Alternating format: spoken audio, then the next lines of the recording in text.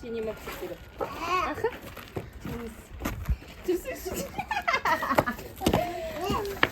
Ал батыл тапсырмасын орындауға үйден көршінің үйіне қарай жол тарттым. Кеше Гүлсезім батылдың тапсырмасына үйіндегі бар заттармен бір дәмді нәрсе пісіріп бер деп задание берген болатын. Көршіме келіп, бүгін сіздерге дәмді печенье пісіріп берем десем, өля, тегі сендердің батылдарың бітпейді екен дейді ғой. Ол тапсырманы естіп алып, көршім екеуміз бір күліп алдық қой, шегіміз қатты. Күлкіме мән бермеңіздер, арасында осылай қуып тұрам. Бұл көршім отказ берейін десе менен ұялып тұр. Бір жағынан дәмді бір печенье жегісі келіп тұр. Сонымен қой жарайды деп рұқсатын берді. Бір түрлі екен, мынау өзіңнің үйің болмағаннан кейін біреудің ас бөлмесінде осылай аралап жүрген деген негізі қызық екен. Бірінші рет осындай задание алып тұрмын негізі батылдан.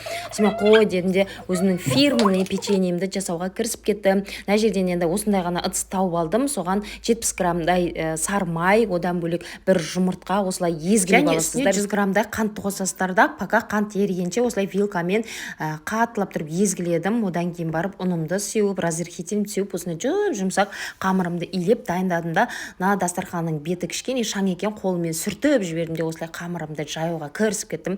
Осындай жұқалықта ғана жайдым. Енді қатты жұқа болып кетсе қытырлақ болып қатып қалама дедім де, осы дөңгелекті дальше мынандай стакан бар екен, енді форманы келтіргенге өстіп домалақ қылып печенье істеп берейін дедім. Енді қалған қалдығына осындай үлкен семіз бір печенье шықты. Одан кейін бүкіл тапалардың барлығын майлап алдым да, печеньемді салып, осындай әсел печкаға салып қойдым. Қалай қосатын енді өзінің хозяйканың өзінен сұрап алдым. Сөйтіп екінші тапаға да салып дайындадым да, қалған жерін барлығын өзім бүлдірген жерін барлығын жуып тазалап кеттім. Қой құрсына салақ келін екен деп айтпасын дедім да, артының барлығын жинастырып кеттім. Мінекей менің фирменный 5 минутта дайын болатын печеньеларым дайын болды. Мына жерде енді оформление әдем болып тұрсын деп осындай сахарный пудраны бетіне сеуіп жібердім. Қалай шыққан бағалап кетіңіздер. Батыл тапсырмасы осымен бітті. Ең бастысы балалар риза. Мына жерде балалар деген рахмет, әпке өте дәмді болған, қазір обедке шаймен ішеміз деп. Сөйтіп балалар көршім де риза, мен де риза. Сөйтіп батылдың тапсырмасын ойдағыдай орындап үйге қайтқан жайымыз бар. Енді сіздерден бір көмек болсын. Гүлсезімге қандай батыл тапсырмасын берсек болады, комментария жазып кетіңіздер.